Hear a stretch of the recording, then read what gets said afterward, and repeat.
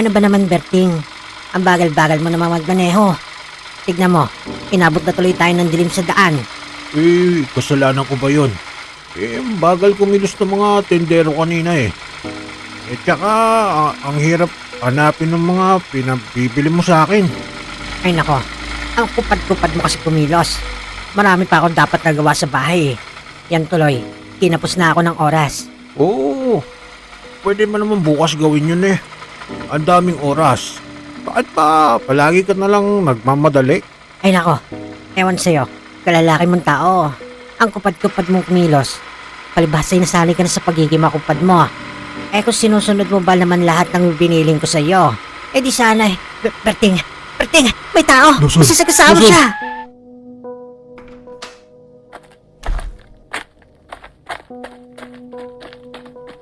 Berting, nakasagasa kaya ng tao.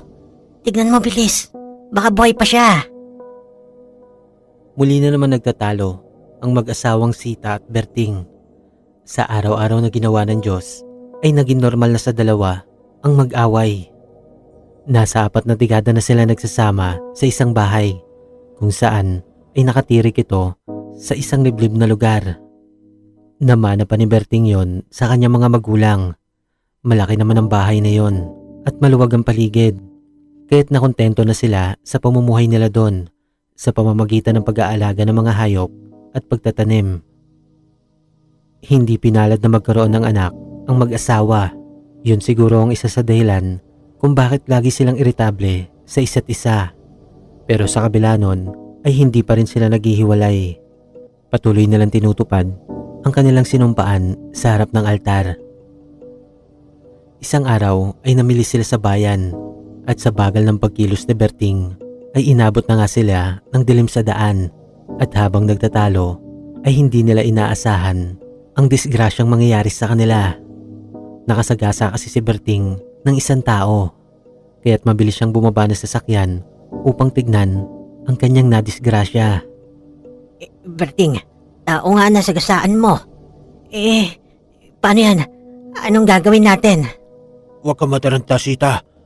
Ako bahala. Mukhang may pulso pa naman siya eh. Magmadali ka. Isakay mo siya sa likod ng sasakyan natin. Oo. Huwag kang basta na lang tumayo dyan. Tulungan mo ako dito. May kabigatan pala ito.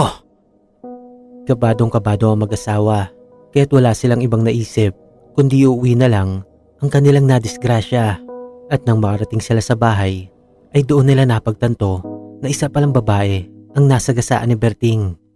Sa tansya nila ay umiidad lamang ito ng 18 anyos. Dali-dali nilang inasikaso ang dalaga. Mahirap na.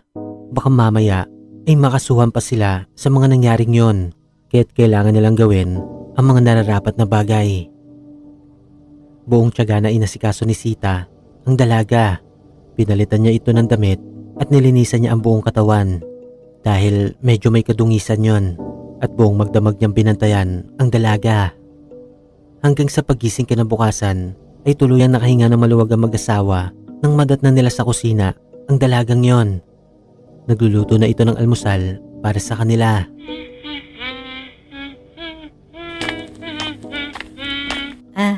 Magandang umaga po sa inyo.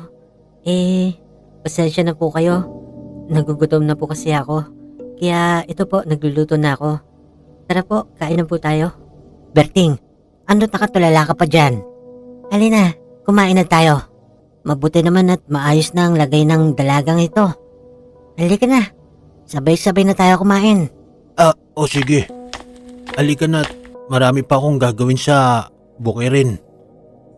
Napansin ng mag-asawa na malakas na ang dalaga at tila hindi naman ito naapektuhan ng pagkakabangga ni Berting sa kanya agabi. Nagpakilala din ito sa kanila sa pangalang Minerva. Tama nga sila ng hula, 18 anyos pa lang ang dalaga. Maghapon na pinagmasdan ng mag-asawa ang babaeng yon at natuwa sila kasi masipag ito. Lahat ng gawain sa bahay ay ginawa nito. Kaso may isa lang silang napansin. Hindi sila sigurado kung talaga masayahin lang ito. Pero minsan kasi nakikita nila na nagsasalita ito mag-isa. Kaya't bago matulog ay masinsinang nag-usap ang mag-asawa. Sita, ano bang balak mong gawin sa babaeng yan? Sa tingin mo, Berting, ano ba magandang gawin natin sa kanya? Nakita mo naman, masipag ang batang yon. At sa palagay ko, ay maaasahan natin siya dito sa bahay. Ano kaya't kupkupin na lang natin siya? Kupkupin. Sigurado ka ba dyan sa desisyon mong yan? Nakita mo naman na parang may saltik yung babaeng yon. Madalas na nagsasalita mag-isa. At saka tumatawa-tawa pa. Natural lang ba yung gano'n sa mga kabataan ngayon? Hindi ka talaga nag-iisip, Berting. Yun nga ang maganda. Parang may saltik nga ang babaeng yon. At kapag kinupkup natin siya dito, ay mapapakinabangan natin siya na hindi na natin kailangan magbayad sa kanya. Anong ibig mo sabihin? Patitirahin natin siya dito? Kapalit ng pagsiservisyo niya sa atin? Tumpak, hindi ka talaga nag-iisip, no? Ikaw kasi, hindi kita maasahan. Kaya kailangan ko pa na makakatulong dito. Ang dami ng hayop na inaalagaan natin. Ikaw madalas ka lang natutulog sa ilalim ng puno. Ikaw ang bahala. Kung anong maging desisyon mo dyan. Ang akin lang medyo nag-aalangan ako. Bahala ka na kung anong gusto mong gawin dyan sa taong yan. Nang mga sumunod na araw ay tuwang-tuwa si Sita sa mga ikinikilos ni Minerva. Naging malinis ang buong bahay nila at may nakakatuwang pa siya sa pag-aalaga ng mga hayop, ganun din sa pagtatanim. Talagang malaki ang pakinabang nila sa dalaga at kinausap niya rin ito ng masinsinan kung meron ba itong uuwian o meron kamag-anak. At sa laking tuwa ni Sita ay tila walang maalala ang dalagang yon. Mukhang tama nga sila ng hinala. Tila may sakit sa pag-iisip ang babae at yun naman ang sasamantalahin ng mag-asawa. Isang umaga ay inutusan ni Sita si Minerva na kumuha ng mga itlog sa poultry. Kaagad naman tumalima ang dalaga. Habang naglalakad ay napansin niya si Berting na nag-aayos ng sirang traktora nito kaya't binati niya ito ng magandang umaga. Pero sa kanyang pagtataka ay mabilis siyang tinawag nito upang lumapit sa matanda. Magandang umaga po, Mang Berting. Ano pong nangyari sa sasakyan nyo? At saka ba't nyo po ako tinatawag? Kailangan ko sana ng tulong mo, ihe. Maari bang lumusot ka doon sa ilalim at abutin mo yung mga gamit ko doon sa ilalim ng traktor? Kaya mo ba? Medyo sumasakit ng balakang ko Kaya kailangan ko na tulong mo dito. Ay, ganun po ba? Paano po yan? Inuutosan po kasi ako ni Manang Sita na kumuha ng mga itlog doon sa poultry. Tulungan mo muna ako dito. Hindi ko nga maabot yung tools ko Unahin mo muna to. Makakapaghintay naman yung mga itlog na yan. Sige po. Dali-dali nang ang gumapang sa ilalim si Minerva at yun ang hinihintay na pagkakataon ni Berting. Tuwang-tuwa ang matanda habang nakikita niya ang napakagandang hubog ng katawan ng dalaga. Nahalata niya rin na wala itong suot na panloob kaya't abot tenga ang ngiti ni Berting. Kung hindi nyo kasi naitatanong, matagal-tagal na rin ang panahon nang huli sila magsiping ng kanyang asawa at dahil lagi silang iritable sa isa't isa kaya't wala na silang panahon sa pagdiniig. Noong una talaga ay tutol ito si Berting na kupkupin ng dalaga pero nang lumaon ay meron ng kademonyohan na namuo sa isip niya. Pinagnanasaan niya ito. Hoy, Berting! Sus Mariosip ka naman. Ginulat mo ako. Nasaan ba si Minerva? Kanina ko pa inutosang kumuha ng itlog dun sa manuka na. Ang tagal-tagal bumalik. Ganun ba? Nandiyan lang siya sa ilalim. Nagpatulong lang naman ako saglit na kunin yung mga tools ko doon sa ilalim. At sumasakit na ang likod ko, hindi ko na kaya. Ganun ba? Kanina pa ako tawag ng tawag para kayong mga bingi Hindi niyo ba naririnig ang boses ko? Pasensya ka na. Palakarin mo na yan doon. Sige na, kaya ko na to. Asar na asar si Berting habang nagkakamot sa ulo. Nabiting kasi siya Sa isip-isip niya, di bali na lang. Hahanap na lang siya ulit ng panibagong pagkakataon. Lumipas pa ang ilang araw at habang tumatagal ay lalong tumitindi ang pagnanasa ng matanda sa dalagang si Minerva. Palagi niya itong binobosohan sa tuwing magkakaroon siya ng pagkakataon. Maingat niyang ginagawa yon upang hindi siya mahalata ng asawa niya si Sita. Pero ang hindi niya alam ay unti-unti na pala itong nakakahalata sa mga ikinikilos niya. Isang gabi, bago matulog ang asawa, ay muli na naman sila nagkwentuhan. Pero maya-maya pa ay tila nag-iba ang ihip ng hangin. Kanina lang kasi ay pinag-uusapan nila ang kanilang mga nakaraan, kung gaano kainit ang kanilang pagmamahalan sa mga nakalipas na taon. Berting, matanong ko lang. Sa tinagal-tagal ng pagsasama natin, ni minsan ba hindi mo ako kinaliwa? Ay ano na naman pumasok sa isipan mo, Sita, at ganyan ang mga pinagsasasabi mo? Ay matulog ka na nga. Mag-uumpisa ka na naman ng away eh. Hindi naman, Berting. Ang akin lang tinatanong ko lang. Siguro naman hindi ka magkakamaling lokohin ako, ano? Dahil pag nagkamali ka, tulad ng mga ginagawa mo sa baka natin, ay kakapunin din kita. Kaya't huwag ka magkakamali. Eh talaga tong babaeng ito, oh. Matulog ka na nga. Sa tanda natin to naiisip mo pa ang mga bagay na yan. Muli na naman naghari ang katahimikan sa kwarto ng mag-asawa, hanggang sa tuluyan na nakatulog si Sita, habang ito naman si Berting ay kung ano-anong iniisip. Hindi niya maikakaila sa kanyang sarili.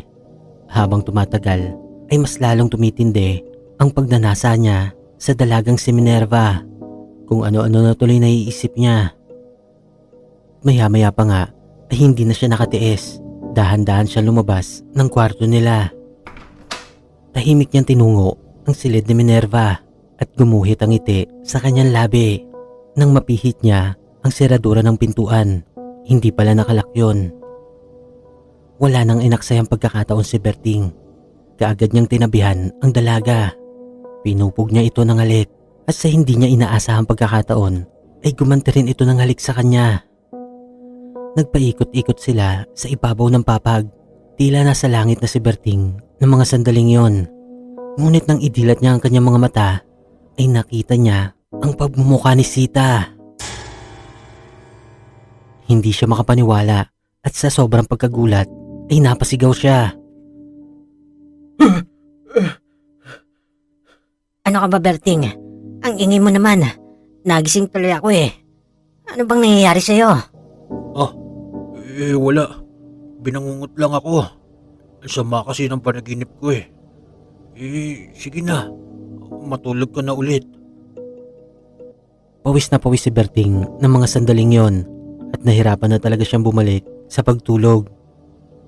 Lumipas pa ang ilang araw. Patuloy na naghahanap ng pagkakataon itong si Berting. Hanggang sa dumating ang isang pagkakataon na kinailangan ni Sita na mag-ani ng mga gulay. Medyo may kalayuan yon, kaya't ito na ang nakitang pagkakataon ni Berting. Hindi niya naaksayahin ang sandaling ito. Habang naglalakad papalayo si Sita, ay siya namang salisin ni Berting tungo sa manukan. Alam niya kasi ng mga pagkakataon na yon na nandun si Minerva at hindi nga siya nagkamali. Nagpapakain ito ng mga hayop habang kumakanta. Tila kinakausap niya pa ang bawat isa sa mga yon. Pasimpleng sumilip si Berting sa isang maliit na butas na nakaawang. Kitang-kita niya ang napakagandang hubog ng katawan ni Minerva. Sa kabila ng katandaan niya ay hindi niya pa rin naiwasan na mag-init ang buong katawan niya. At lumipas nga lang ang ilang minuto ay hindi niya na napigilan ang kanyang sarili. Pumasok na siya sa loob ng manukan kung saan naroroon ang dalaga. Minerva, Ay, ang bango mo talaga. Berting, ano po yung ginagawa niyo? Huwag ka nang pumalag. Pagbigyan mo na ako. Saglit lang naman to. Sigurado akong masisiyahan ka rin. Ay, Ma'am Berting, Ano ba? wag po. Ang arte-arte mo. Tatamaan ka sa akin kapag hindi ka pumayag. Pagbigyan mo na ako. Saglit lang to. Dadaling kita sa langit. Ma'am Berting, bitiwan niyo po ako. Huwag ka nang pumalag. Bitiwan niyo ako. Saglit lang to. Bitiwan niyo ako. Ang kulit mo ha. Ito sa'yo. Walang habas na pumalag ang dalagang si Minerva sa tangkang panggagahasa sa kanya na matandang si Berting. At dahil sa pangyayaring yon, ay hindi na napigilan na matanda ang kanya sarili. Kung kaya't nahampas niya sa ulo ng bote ang dalaga na kaagad naman itong ikinabuwal. Buhay pa kaya siya? Ano ba itong nagawa ko? Ano nang gagawin ko ngayon? Berting! Minerva! Asan ba kayo? Ganun na lang ang pagkataranta ni Berting nang maulinigan niya na sa di kalayuan ang boses ng kanyang asawa. Hinahanap na sila nito at mukhang patungo yun sa loob ng manukan. Kaya't nagmamadali ang matandang si Berting na takpan ng dayami ang nakahandusay na katawan ni Minerva. Yun na lamang ang paraan na nagawa niya. Ilang hakbang na lang at mararating na ni Sita ang pintuan ng manukan. Kaya't nagmamadali si Berting na humarang sa dadaanan nito. Minerva! Bertie! Oh, nandiyan ka lang pala. Kanina pa ako tumatawag sa inyong dalawa. Nakita mo ba si Minerva? Si Minerva? Hindi ko nakita. Bakit ba? Ano bang kailangan mo? Kailangan. Bakit mo tinatanong? Kailangan ko ng katulong sa pagkuha ng mga gulay dun sa bukid. Teka lang. Nasaan ba kasi si Minerva? Ewan ko. Kanina nandyan lamang baka may inutos ka nakalimutan mo lang. Teka, bakit ba nandiyan ka sa manukan? Ano pang ginagawa mo dyan? Tumabi ka nga dyan? Saglit lang. Nagpapakain ako ng mga manok. Ano pang iniisip mo? Saglit nga, Berting. Bakit ka ba humaharang dyan? May tinatago ka ba dyan sa loob? Ano naman ba ang itatago ko sa'yo? Sige. Pumasok ka sa loob. Abot-abot ang kaba ng matandang si Berting dahil hindi niya na nagawang pigilan pa ang pagpasok ng kanyang asawa sa loob ng manukan. Sinubukan niya pang pigilan ito na mapalapit sa mga dayami at tinabon niya sa katawan ni Minerva. Pero maging siya ay nagulat nang tapak-tapakan lang yon ng kanyang asawa. Wala na ron ang katawan ni Minerva. Hindi malaman ni Berting kung ano ang kanyang mararamdaman. Kung nakalusot ba siya o mas lalo pang napahamak. May nakita kasing bakas ng dugo ang kanyang asawa mula sa mga nakatumpok na dayaming yon. Berting, ano ang mga dugong ito? Anong dugo? Bakit ba magkakadugo dyan? Baka may namatay lang na manok dyan. Siguraduhin mo lang, Berting ha. Sariwa pa ang mga dugong ito. Teka, parang ang bakas ay papunta rin sa labas. Nagmamadaling sinundan ni Sita ang bakas ng dugo na yon hanggang sa makarating sila mag-asawa sa taniman ng mais. Nang mga sandaling yon ay nagkukumahog si Minerva. Hilong-hilo siya sa ginawang pagpalo ng bote sa ulo niya ng matandang si Berting. Hindi niya alam kung saan siya tutungo hanggang sa tuluyan na siyang mabuwal. Pero nang iangat niya ang kanyang paningin ay nasa harapan pala siya ng isang estatwa na panakot sa mga ibon. Inihulma ang estatwang yon mula sa mga dayami para magmukhang tao at sinuotan niya ng maskara at sombrero upang maging mabisang pantaboy sa mga ibong kumakain ng tanim na mais. Napatitig siya sa maskara ng estatwang yon at gano'n na lang ang pagkagulat niya nang unti-unti itong gumalaw at pumanaog ito mula sa kanyang kinalalagyan patungo kay Minerva. Kitang-kita ni Minerva kung papaanong parang nag-aalala ito sa kalagayan niya. Yun na lamang ang huli niya natandaan bago pa siya tuluyang mawala ng malay.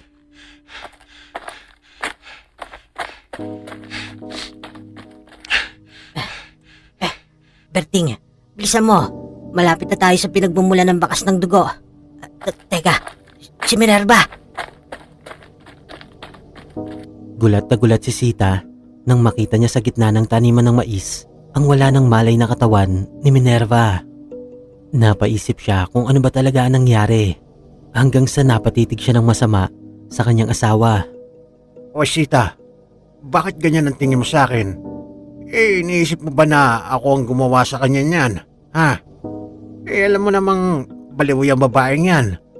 Baka kung ano sabihin sa'yo niyan maniwala ka. Bakit, Berting? Ano ba sasabihin sa akin ni Minerva? Meron ba akong dapat malaman, ha? Diyos ko tong taon to. Huwag mo nga akong pag-isipan ng masama. Bakit ko naman gagawin sa kanya yan? O siya, Halika't buhatin na natin siya para makabalik na sa bahay at magpahinga. Mukhang may sugat siya sa ulo. Kailangan magamot agad yan. Siguraduhin mo lang, Berting, ha?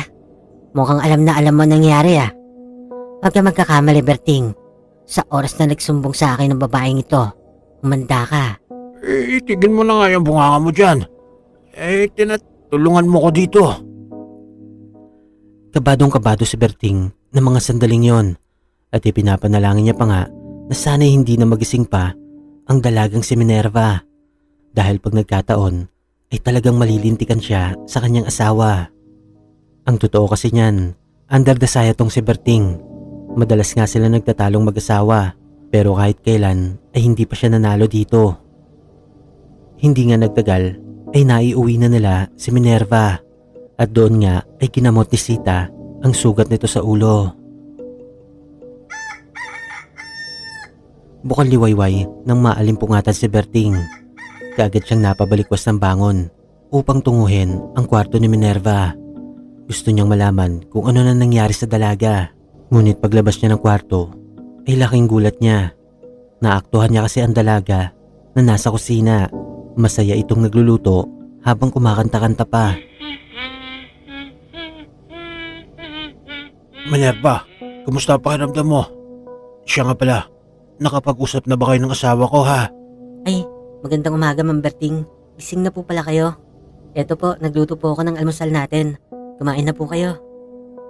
Laking pagtataka ni Berting sa ikinikilos ng dalaga. Para kasing wala na itong naaalala sa nangyari kahapon. Napapaisip tuloy siya ng gusto. Sa tingin niya, talagang malala na ang sapak ng babaeng ito. Habang nakatalikod si Minerva at nagluluto, ay unti-unti niya ulit itong nilapitan.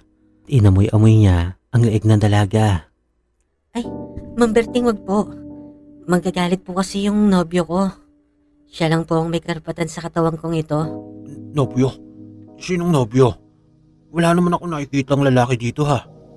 Huwag mo sabihin may pinapapasok ang iba dito sa bahay ha. Ah, wala po. Nandun po siya sa bukid. Doon po siya nakatira. Bukid baka mo. Ay, anong pangalan ng lalaking yon? Siya nga po pala, kumain na tayo. Saglit lang. Halika rito. Pahalik muna ako ng isa. Nako, Ma'am Berting. Baka makita po tayo ng asawa nyo. Sige na naman iha. Pagbigyan mo na ako. Matagal na akong nanggigigil sa'yo eh. Sige na nga po. Pero, isa lang po ah. Sinibasib ng halik ni Tandang Berting ang leeg ng dalaga. Ngunit natigilan siya sa kanyang ginagawa nang maulinigan niya ang yabag ng kanyang asawa. Malamang ay gising na rin yon at papunta na rin sa kusina. Napansin ni Berting na nanlaki ang mga mata ni Sita. Gulat na gulat din ito sa kanyang mga nakikita. Gising ka na pala.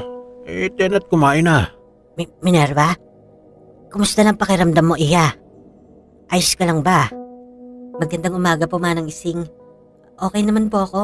Masarap nga po ang tulog ko eh. Kasi kagabi, nagkita po kami ng nobyo ko.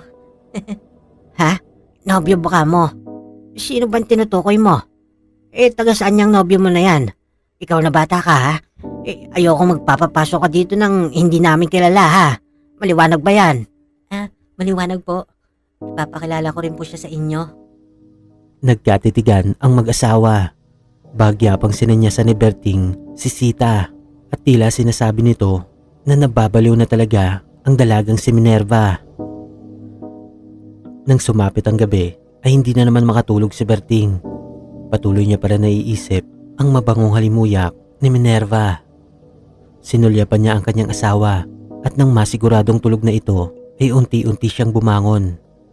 Ngunit gano'n na lang ang pagkagulat niya nang maulinigan niya ang tinig ni Minerva sa labas. Dali-dali siyang sumilip sa bintana at nakita niya nga ang dalaga sa labas na masayang kumakanta habang papunta sa gitna ng bukid. Sa kanyang kuryosidad ay palihim niya itong sinundan.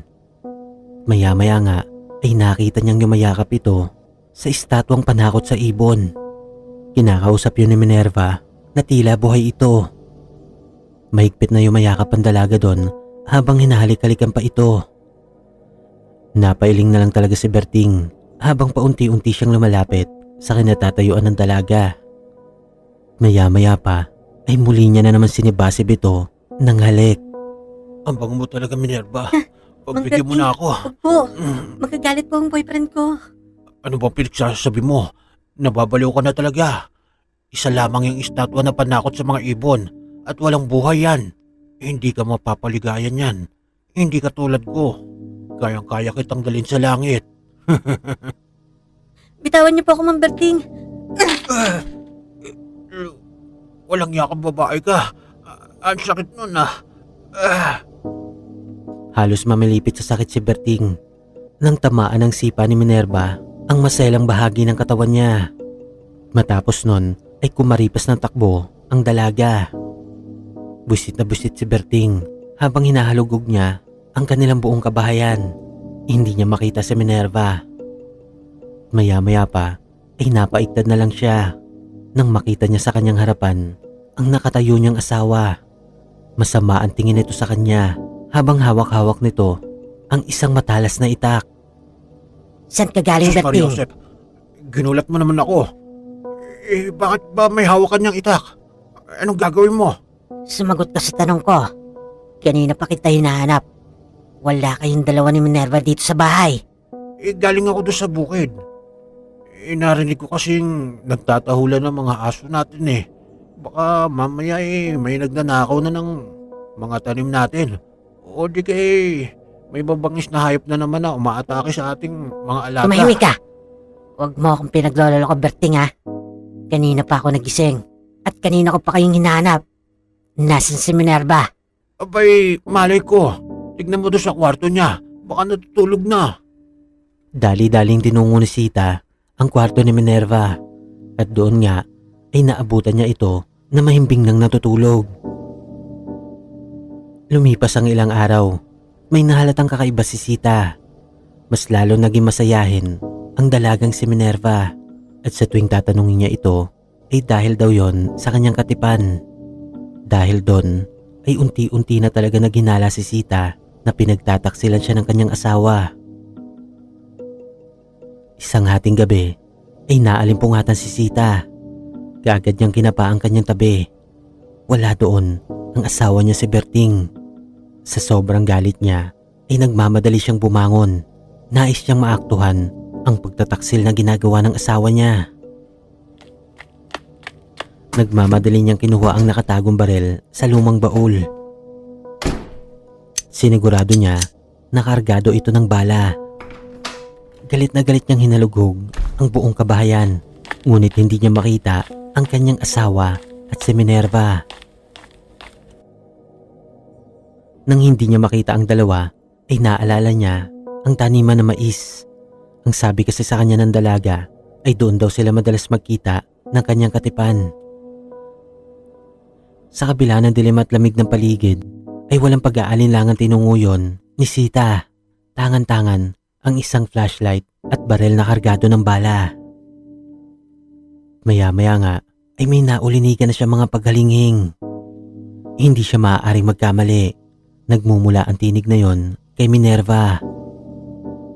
Gulat na gulat si Sita nang makita niya nakikipaglampungan ito sa estatwang panakot sa ibon.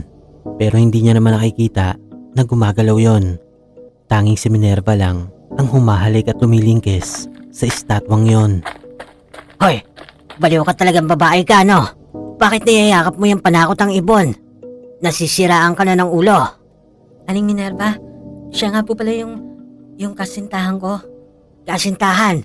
Baliw ka na talaga. Nasaan na si Berting? Huwag niyo akong pinagloloko. Alam ko may nangyayari sa inyong dalawa. Ha? Wala po akong alam sa sinasabi niyo. Siya po talaga ang katipan ko at wala pong namamagitan sa amin ng Mang Berting. Tumahimik ka. Baliw ka talagang babae ka. Halika nga rito. Sa galit ni Sita ay hindi niya na naiwasang kaladkarin si Minerva hanggang sa tuluyan na itong nabuwal. Siguro kasabot mo ang asawa ko, no? Pinagloloko niyo ako. Kunwari ito ang katipan mo. At nagpapanggap ka lang na baliw. Pero gusto mong agawin ang asawa ko. Aling Minerva, huwag po kayo magsalita ng ganyan. Wala pong katotohanan ng binibintang niyo sa akin. Nasaan na ang asawa ko? Ilabas mo siya. Muling tumayo si Minerva at akmang yayakap muli sa estatwang panakot ng ibon. Ngunit muli siyang itinulak ng matandang si Sita. Ang kulit mo talaga, no? Sinabi nang hindi naman to tao eh. Panakot ito ng ibon. Baliw ka talaga. Aling Minerva, huwag na po kayong magalit. Hindi ko po alam ang mga sinasabi nyo. Huwag niyo pong hadlangan ang pagmamahala namin. Pagmamahalan niyo ng asawa ko. Huwag ko lang talaga makita yan at malilintikan siya sa akin. Muli na namang tumayo si Minerva upang yakapin muli at sa pagkakataon na yon ay tuluyan ng napikon ang matandang si Sita. Baliw ka talaga. Hindi ka patitigil. Gusto mong patunayan ko sa'yo na hindi tao ang estatwang ito. Manood ka. Walang pag-aalinlangan na pinutukan ni Sita ang estatwang panakot sa ibon. Bahagya pa siyang natatawa habang ginagawa yon, pero maya-maya pa ay nanlaki ang kanyang mga mata nang maaninagan niya ang tumatagas na dugo mula sa katawan nun. Ilang segundo lang ang lumipas ay tuluyan ang nabuwal ang estatwa na yon. Mahal ko! Dali-daling tumakbo si Minerva upang yakapin ang estatwa na yon, pero buong lakas siyang tinulak ni Sita nang maulinigan niya ang pag-ungol na estatwang yon. Hindi siya maaaring magkamali. Boses yon ng asawa niya si Berting. Dali-dali niyang binitiwan ang kanyang baril at hinubad niya ang maskara ng estatwang yon. Ganun na lang ang kanyang panlulumo nang makumpirma niya na asawa niya nga ang nabaril niya. Berting, ang tanga-tanga mo talaga. Ang tanga-tanga mo, matanda ka.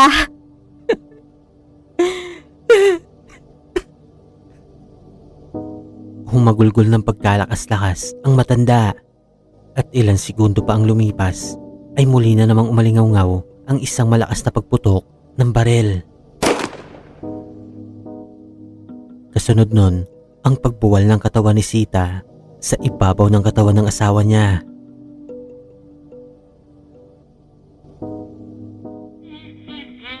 Masayang kumakanta si Minerva habang lumalayo sa lugar na yon. Tangan-tangan nito ang baril na ipinantapos niya sa buhay na matandang si Sita.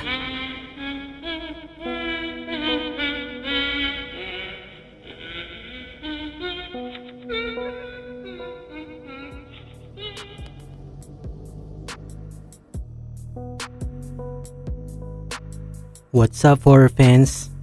Ayan, isang TFTC story na naman po yung na-upload natin. Mas gusto nyo po ba yung mga gantong kwento or yung mga solidong aswangan? Comment nyo lang po sa baba. So after 48 years, shoutout naman po tayo sa mga recent comments natin. So ito po. Isang taon bago mag-post. Lagi ako nag-aabang. Sana araw-araw ko nag-upload, bossing. That's coming from boss Ren Soliano. Thank you, boss, sa pagantabay. Next. After 267 years, idol, at least nag-upload ka na din. Miss ko na yung mga upload mo. That's coming from Mary Ann.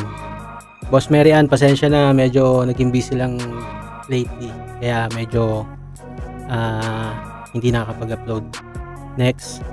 Ayos, meron na naman si Boss Idol Creep, bagong kwento. Sana may karugtong na Emperador, part 29.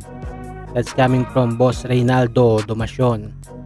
Ayun, boss, sikapin natin masunod yung Emperador na yan. Dami nagre-request. Next. Nice loads. Sana matuloy na ang Emperador. That's coming from Boss Daniel Joseph. Sige, boss, sikapin natin yan. Tapos mayroong heart comment si Boss Jezreel Fernandez. Thank you, boss. Eto, next. Si Boss D. Ito talaga si Boss D. Walang sawang sumusuporta to dati pa. Welcome back. Na late notif. Okay lang yan, boss. Basta habang nakikinig ka, kape-kape. Yan po. Next. Mula kay Boss Angelo Candelaria. Wala na nga talagang takas sa piling ng aswang. Yes, boss. Solid na solid, no? Tignan natin kung magkakaroon ng part 2 yan. Kasi medyo nabitin din ako sa story na yan. Next, kay Boss Jinky Marie. Sir, Birador ng aswang. Sige, boss. Ang dami na nagre-request ng Birador. Sige, sikapin natin yan na masunod. Next, coming from Mangindaw Abigail. Sorry po, hindi ko masyado mabasa. Medyo malabo yung mata ko eh. Galing talaga ng narrator na to. Wishing all the best and more viewers po. God bless always. Uy, maraming salamat Boss Abigail. Nakakataba naman ng puso yung comment mo. Thank you po. Next, kay Boss Danjin. Still waiting sa part 27 ng Aswang ng versus Vampira quiz. Sige po, sigapin natin yan. Maganda rin yung story na yan eh. Kaso, waiting pa rin po sa update ng writer natin kay Boss Blacksun. Ito po. Susunod kay Boss Rafael Velasco. Asa na yung part 29 ng Birador ng mga aswang? Yan. Sige boss, sigapin natin yan. Puro Birador. Birador, Boss Idol. That's coming from Boss Jezreel Fernandez. So, ito. Susunod. Mula kay Boss David Lazaro. Ikaw talaga inaabangan ko, magaling kang narrator. Uy, maraming salamat boss sa papuri. Natuto lang po tayo sa mga idol nating narrator. Dati lang din po tayong tagapakinig. Hanggang ngayon din po, listener pa rin naman po ako ng mga channel ng mga horror channel. Hindi lang ako nagko-comment. So, yan.